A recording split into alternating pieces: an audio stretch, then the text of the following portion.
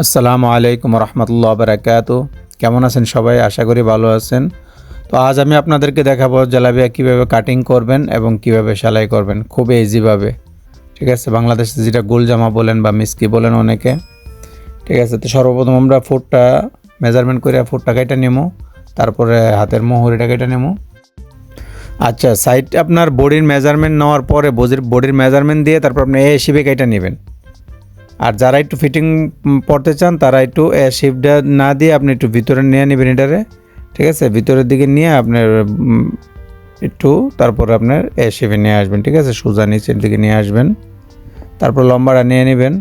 লম্বার মেজারমেন্ট দিয়ে তারপর লম্বাটা কেটে নেবেন, কিন্তু সাইডের দিকে আপনার 3 থেকে 3.5 ইঞ্চি উপরে উঠাই দিবেন, যেন সাইডটা আবার নিচে ঝুলে না থাকে। পরার পরে যেন ড্রেসটা একদম সোজা দেখা যায়। এই দেখেন, আমি এত সুন্দরভাবে আস্তরটা কেটে নিয়েছি। এখন আমি ডন্টেলটা কেটে নেবো।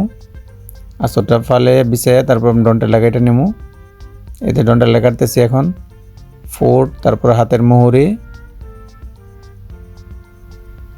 হ্যাঁ, এখন আমরা সাইডটা কাটতেছি। সেম মেজারমেন্টে কেটে নেবো। সেম মেজারমেন্টে কেটে নেবো।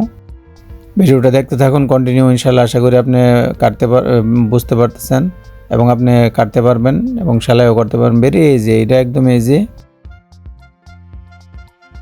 এবং আমাদের সাথে থাকুন, আমাদের চ্যানেলটা সাবস্ক্রাইব করুন এবং লাইক এবং কমেন্ট করবেন, এবং আপনার কোনো মতামত থাকলে আমাদেরকে অবশ্যই জানাবেন। ঠিক আছে, এই দেখুন জালাবিটা কত সুন্দর হয়েছে।